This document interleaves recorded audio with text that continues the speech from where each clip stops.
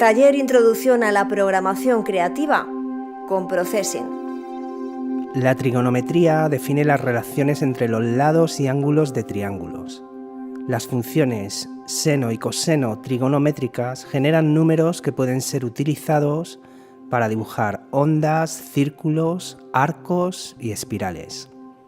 La sintaxis que vamos a conocer en este vídeo para utilizar en Processing consiste en 4 constantes, pi, quarter pi, half pi y 2pi, y 4 funciones que serían radians y degrees, que sirven para cambiar de grados a radianes o de radianes a grados, y por otro lado sin y cos, que son seno y coseno. Los grados son una forma común para medir ángulos. Un ángulo recto ya sabemos que tiene 90 grados, la mitad de un círculo 180 y un círculo completo es de 360 grados.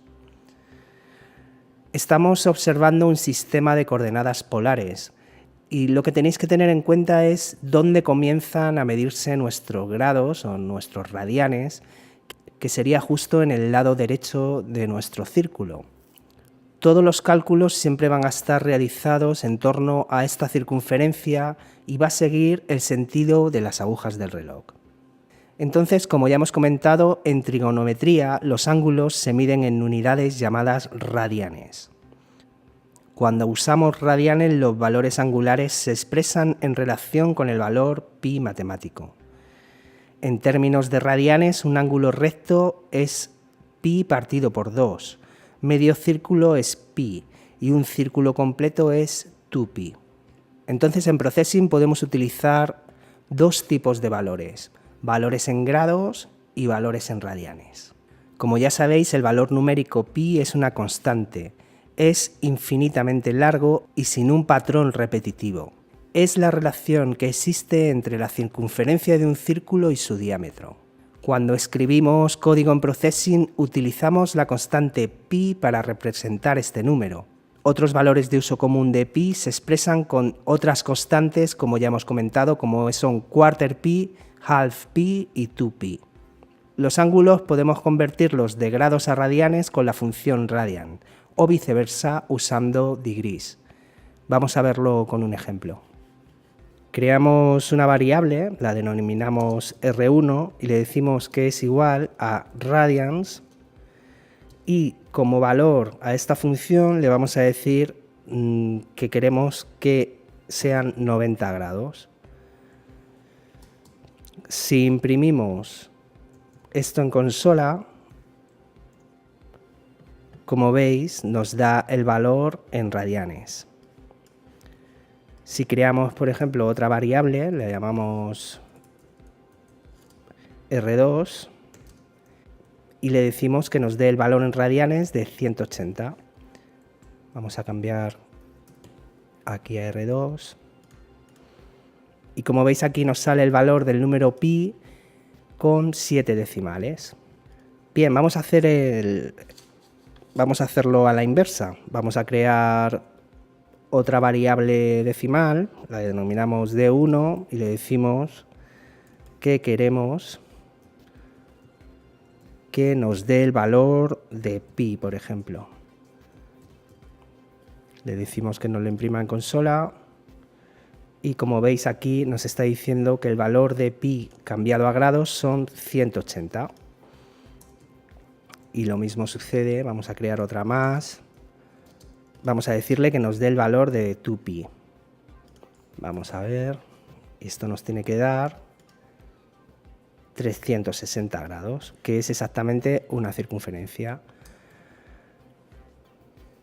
¿Qué más podemos utilizar? Bueno, pues podemos modificar esta variable, le decimos que es de 3 y que queremos el valor de half pi, o sea, la mitad de pi nos daría un valor de 90 grados. Y por último vamos a usar la otra constante más que nos ofrece Processing y le vamos a decir quarter pi pero con Q. Ahí está. Quarter pi y aquí le decimos que nos dé el valor en la consola de la variable de 4. Y en este caso el valor es 45. Entonces, bueno, si tú prefieres trabajar con grados, utiliza la función radians en tu programa para convertir los valores a grados para su uso con las funciones que requieren valores en radianes. ¿Qué funciones son estas? Bueno, pues son seno y coseno. Las funciones seno y coseno se utilizan para determinar el valor de seno y el coseno de cualquier ángulo. Cada una de estas funciones requiere un parámetro. El parámetro siempre se especifica con un valor en radianes. Los valores devueltos de estas funciones están siempre entre los valores decimales menos 0,1 y 1. Y aquí en pantalla tenéis una relación entre los valores de seno y los ángulos. ¿Qué quiere decir esto? Como veis, en el ángulo 0,0 el valor de seno es también 0,0 y este valor disminuye a medida que aumenta el ángulo. Cuando el ángulo llega a 90 grados, o sea, pi partido por 2, el seno comienza a aumentar el valor hasta que este llega a 0 en el ángulo 180, o sea, pi. Entonces sigue aumentando hasta que el ángulo llega a 270, que serían pi más pi partido por 2, y en cuyo punto comienza a disminuir hasta que el ángulo llega a 360, que sería igual a 2pi. En este punto los valores repiten el ciclo. Los valores de seno pueden verse poniendo la función seno dentro de una estructura for e iterar mientras se cambia el valor del ángulo. Lo que estáis viendo en pantalla es un programa muy sencillo donde definimos una variable decimal denominada ángulo y luego creamos un bucle for donde el valor de x es 0, o sea, a este lado del visor, y le decimos que mientras x sea menor que el ancho, bueno, pues que le vaya sumando 5. Creamos una nueva variable decimal denominada y le decimos que y es igual a la mitad de la altura para posicionar esta onda en el centro de nuestro visor y le sumamos la función seno con el valor ángulo, o sea, en el primer punto sería 0,0 y lo multiplicamos por un valor. ¿Por qué lo multiplicamos por un valor? Como ya hemos comentado, la función seno nos va a devolver números entre -1 y 1. Entonces lo que debemos hacer es multiplicarlo por un número para que devuelva valores entre -120 y 120. ¿Qué significa esto? Bueno, pues que esto en realidad es la amplitud de la onda, ¿vale? Donde si yo pongo un valor superior, bueno, la onda será superior. Si yo pongo un valor de 50, por ejemplo, la onda será mucho más suave. El siguiente paso es dibujar nuestra elipse con los valores x e y que irán modificándose a lo largo del bucle for. Y por último lo que hacemos es sumarle a nuestra variable decimal angle un valor que suele ser muy pequeño. Lo vais a entender mejor cuando estemos aplicando movimiento, pero en los tramos centrales lo que va a hacer nuestro objeto es acelerarse y al llegar a los bordes lo que hará será ralentizar su velocidad. En el ejemplo que estáis viendo en pantalla hemos usado la función seno dentro de un doble bucle for para rellenar toda la pantalla. Os invito a que deis a la pausa para que copiéis este programa y modifiquéis los parámetros para que podáis experimentar un poco con esta función. Y aquí os dejo también otro ejemplo donde, como podéis ver, se pueden crear imágenes muy interesantes utilizando el valor de seno. Y de la misma manera os invito a que deis una pausa al vídeo, copiéis este pequeño programa para que investiguéis las posibilidades que tiene seno para la generación de imágenes estáticas. En el ejemplo que estáis viendo en pantalla hemos utilizado también la función seno, pero en este caso, en lugar de usarlo para la posición de nuestras formas, lo estamos utilizando para ir modificando gradualmente el color de nuestras líneas, ¿vale? Entonces, esto es muy sencillo, es un bucle for. Dentro de ese bucle hemos creado una nueva variable decimal denominada i. Lo que hemos hecho ha sido darle un valor de offset y le hemos sumado la función sin. Dentro de la misma hemos integrado el ángulo, que en este caso, como en el anterior, empieza en 0,0 y lo multiplicamos por un valor de escala para que no sean valores entre -1 y 1. Entonces, el valor de escala en este caso es 120. Después de hacer este cálculo, lo que hacemos es añadir el valor de la variable decimal i al color de nuestra línea. Y por último, bueno, pues dibujamos nuestra línea aprovechando la variable x del bucle for. Y por último, lo que hacemos es sumarle a ángulo el valor de angle inc, que en este caso, bueno, pues es un valor muy pequeño, de 0,42. Del mismo modo, pausad el vídeo, copiad este código y investigad un poco para sacarle jugo a estas nuevas funciones que estamos aprendiendo. Bueno, hemos estado viendo solamente la función seno y también, bueno, pues debemos aprender la función coseno, que coseno lo que hace es devolver los valores de la misma gama, ¿vale? Y el patrón que la función seno. Pero los números se ven compensados o desplazados por 90 grados, o sea, por pi partido entre 2. También podemos utilizar el seno y el coseno para dibujar círculos. Lo que hacemos es crear un entero denominado radius 1 y otro entero denominado radius 2. Lo que hacemos es crear un bucle for con una variable denominada degrees que sea igual a 0 y que mientras degrees sea menor de 360, bueno, pues que le sume 12. Que dentro de este bucle for lo que hacemos es, bueno, creamos una variable denominada angle que va a ser igual a radians y dentro metemos el valor de nuestro bucle for. De esta manera hemos convertido el valor ángulo, lo vamos a utilizar como si fuesen radianes. Y luego lo que hacemos es crear una nueva variable x y le decimos que sea igual a la mitad de la pantalla y le sumamos el coseno y le añadimos el parámetro angle y lo multiplicamos por el radius 1. ¿Qué quiere decir esto? Bueno, pues que si esto fuese en realidad de 150, lo que va a hacer es estrechar la forma. Y lo mismo sucede si modificamos el radio 2. Bueno, pues se va a achatar, ¿no? por arriba y por abajo. Y bueno, esto es una manera de utilizar tanto seno como coseno. Yo en los programas que he estado viendo, normalmente cuando se utiliza de esta manera el seno y el coseno, normalmente el coseno se refiere a la variable o al eje x y el seno se refiere normalmente a la variable y. Y luego, bueno, pues seguidamente lo que hacemos es dibujar nuestras elipses.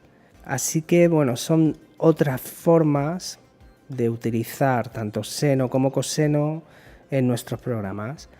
En este caso, bueno, también si modificamos la cantidad de grados, bueno, lo que sucederá es que nos hará exactamente la mitad de nuestra elipse, ¿vale? Dependiendo de los grados, bueno, pues en este caso pues nos hará uno de 90. Como veis, siempre empezamos en el lado derecho y continúa, ¿vale? Como hemos dicho al comienzo del vídeo, con el sentido de las agujas del reloj. Ya conocéis, porque la vimos en uno de los primeros capítulos, cómo funciona la función para dibujar arcos. Os dejo un enlace al vídeo por aquí arriba por si queréis hacer un repaso.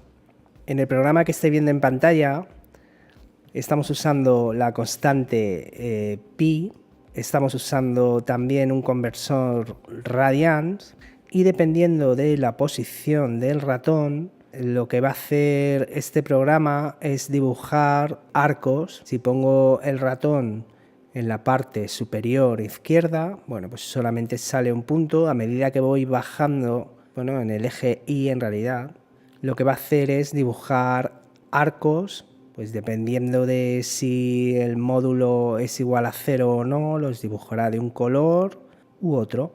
Entonces, bueno, son formas de utilizar, bueno, la constante pi. Como veis, se generan patrones muy interesantes y que nos pueden ahorrar un montón de tiempo a la hora de crear diseños nuevos. Os invito a que, bueno, pues que deis una pausa al vídeo y que os copiéis este código y investiguéis un poquito. Los valores seno y coseno también se utilizan para dibujar espirales.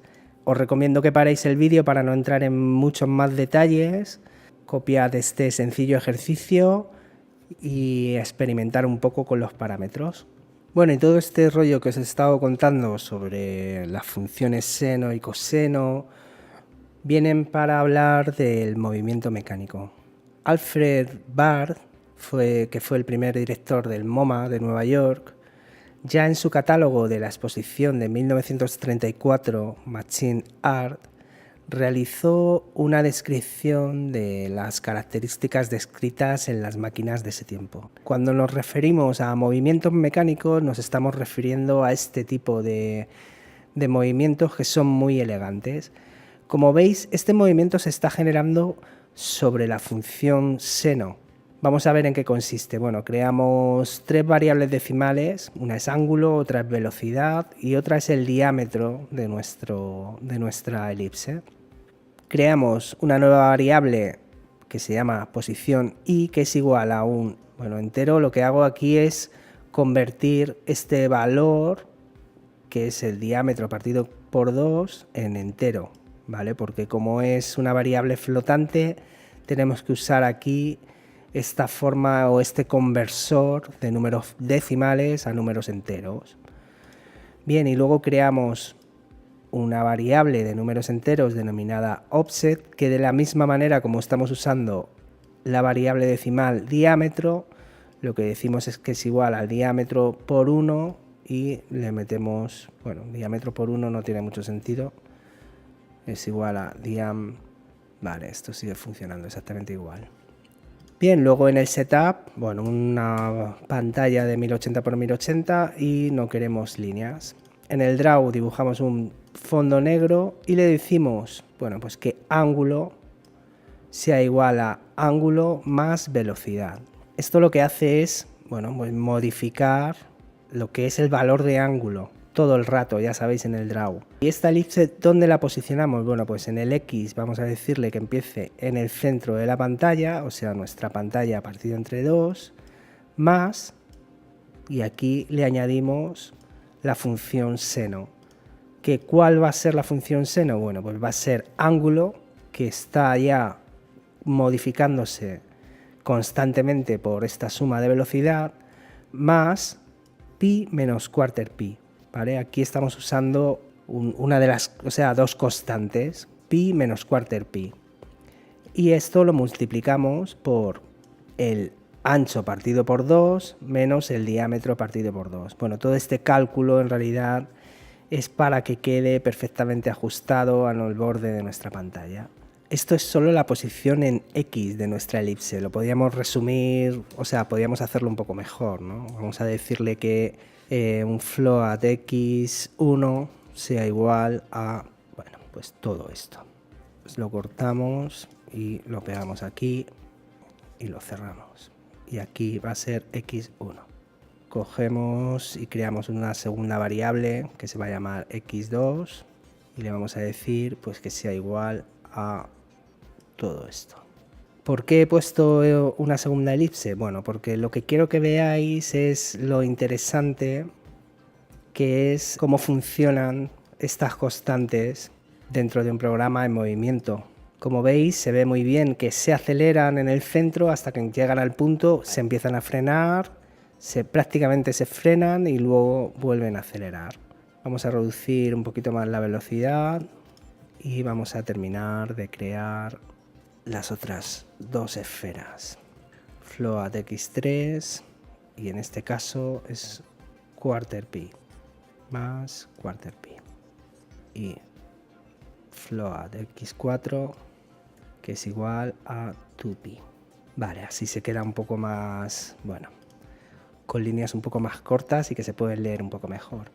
Vale, todo esto en realidad, bueno, paro, reinicio y lo que quiero que veáis es un poco, bueno, cómo se pueden generar movimientos ondulatorios y, bueno, lo que modifica la posición en el eje X, lo que hace que sean, bueno, pues que vayan tan ordenadas una detrás de otra, en realidad están sumando pi menos quarter pi, half pi, quarter pi y 2pi para que queden, bueno, pues eso, los recorridos como si fuese pues como una serpiente.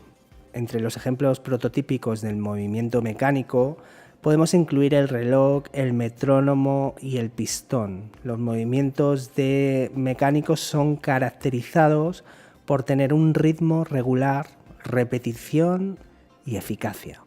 De esta manera podemos escribir código para producir estas cualidades de movimiento elegante, comunicando la esencia de las máquinas a través de software, que puede generar una velocidad de aceleración y desaceleración a medida que una forma se mueve de un frame a otro. Vale, pero bueno, lo que quiero que veáis en este caso es exactamente igual que el que hemos estado viendo antes, pero en este caso es en el eje vertical y cómo, bueno, acelera hasta que va a llegar al punto, frena y vuelve a acelerar, vuelve a repetir esto una y otra vez, ¿vale? Si cogemos el valor, por ejemplo, de eOffset y lo ponemos para que imprima, print ln, como estáis viendo, como hemos comentado al principio, seno y coseno siempre va a devolver un valor positivo y negativo exactamente entre 500, o sea, menos 500 y más 500. Bueno, ya sé que se me ha quedado un poco largo el vídeo, pero quería entrar en conceptos un poco más teóricos antes de implementarlo en estas funciones, en nuestros sketches con movimiento, para que supieseis de dónde viene esa onda y cómo se trabaja, bueno, cuando luego ya lo queráis aplicar a temas de movimiento. Y como siempre, espero que hayáis podido aprender algo con nosotros. Nos vemos muy pronto en el siguiente vídeo. Muchas gracias y hasta luego. A-Room, Escuela de Nuevas Tecnologías para Mentes Creativas.